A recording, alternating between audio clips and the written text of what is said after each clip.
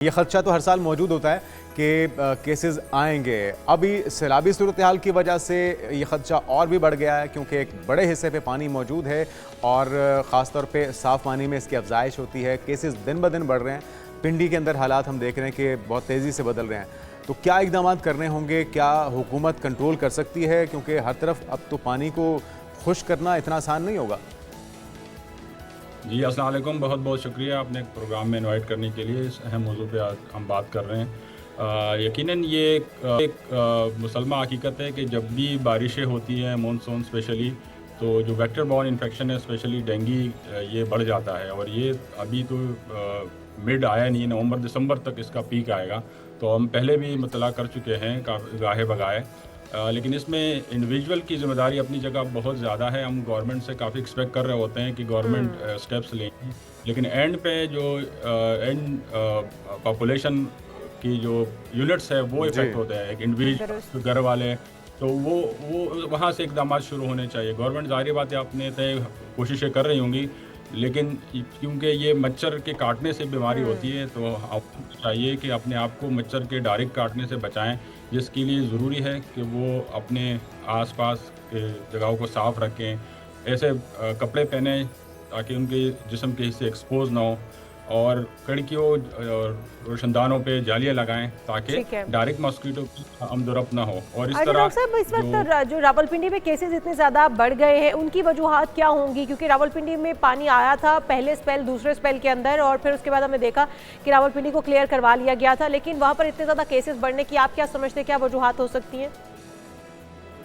ये मच्छर जब अंडे देते हैं तो ये कई महीनों तक ये पड़े रहते हैं, और जब भी मॉइस्चर आता है तो वहाँ उन अंडों से ना मच्छर निकलना शुरू हो जाते हैं। अगर उनमें वायरस हो तो भी वो इंसान को काटेंगे, बीमारी होगी। तो इनका डायरेक्ट जो कनेक्शन है मच्छर के काटने से है। तो जिस तरीके से भी हम अपने आप को मच्छर के काटने से खुदा ना खास्ता डॉक्टर साहब, ये मर्ज हो गया, डेंगू हो गया, उसके बाद फिर ट्रीट कैसे करना है? क्योंकि इसमें बड़ी एहतियात करनी होती है। आपने एंटीबायोटिक का इस्तेमाल भी नहीं करना होता, वरना प्लेटलेट्स बहुत तेज़ी से गिरते हैं। तो क्या तरीका इलाज है, क्या खुराक है, क्या एहतियात है होने के बाद? इसमें दो चीज़ें, या तो हम बहुत ज़्यादा डर रहे होते हैं या हम बदएहतियाती कर रहे होते हैं। तो दोनों चीज़ों एक्सट्रीम से बचना चाहिए।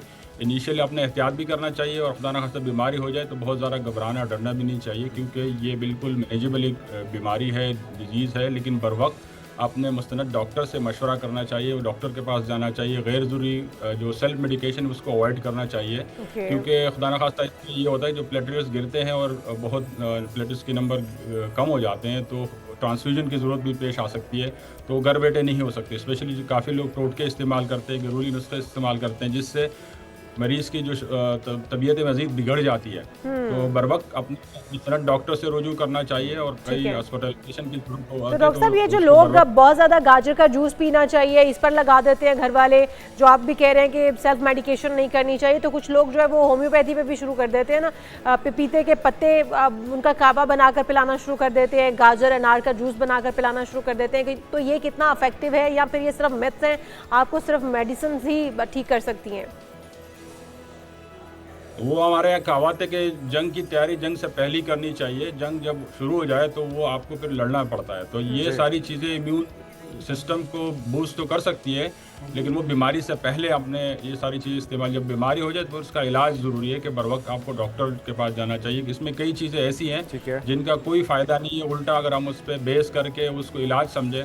तो जिस तरह मैंने कहा कि कई मरीज़ उस वक्त हॉस्पिटल आते हैं जब वो काफ़ी देर हो चुकी होती है। अच्छा, ये फिर ज़रा डॉक्टर साहब बताइएगा, अलामात क्या हैं? किस तरह का बुखार होता है तो आपको फौरी तौर पे टेस्ट करवाने चाहिए? कौन से टेस्ट हैं?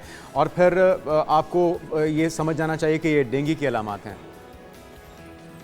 इसमें काफ़ी अलामात तो मिलते जुलते हैं, जिस तरह तेज़ बुखार है, जिस्म में शदीद दर्द है, और खुदा न खास्ता जिस्म के मुख्तलिफ हिस्सों पे लाल धब्बे अगर नमदार हो जाएं। अच्छा।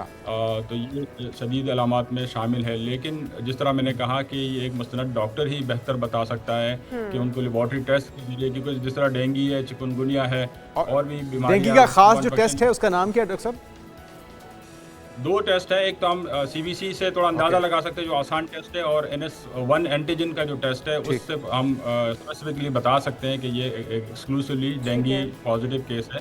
तो उससे ज़्यादा बेहतर पता चल सकता है। इस तरह डेंगू एंटीबॉडी से भी अंदाज़ा लगाया जा सकता है। लेकिन खुद टेस्ट करने के बजाय डॉक्टर से रुजू करना अच्छा चाहिए डॉक्टर ताकि साहब, नॉर्मली प्लेटलेट्स कितने होने चाहिए एक नॉर्मल इंसान के, और जब वैल्यू, ताकि हमें पता चल सके कि अब हमारी वैल्यूज अगर गिर रही हैं बुखार के अंदर तो अब ये डेंगू हो चुका है, हमारे वाइट सेल्स कम हो रहे हैं, ये भी प्लीज़ बता दीजिएगा कि नॉर्मल इंसान के अंदर कितने होते हैं, उसकी वैल्यू क्या है?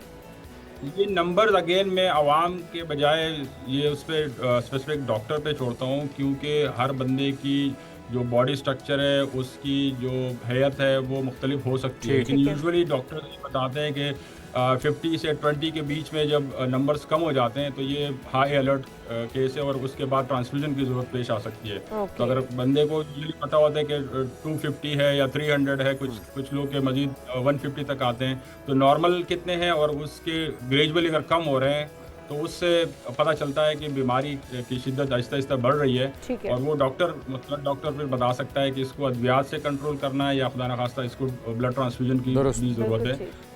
तो टेस्ट और स्क्रीनिंग करवाना मस्ट है ताकि आपको पता चल सके कि आपकी बॉडी के अंदर क्या चल रहा है, और अगर आप डेंगू का शिकार हो चुके हैं तो फिर आप फ़ौरन अपने डॉक्टर से रुजू कर सकें। बहुत शुक्रिया, हमारे साथ प्रोफेसर डॉक्टर सईद खान साहब माहिर वबाई अमराज मौजूद थे।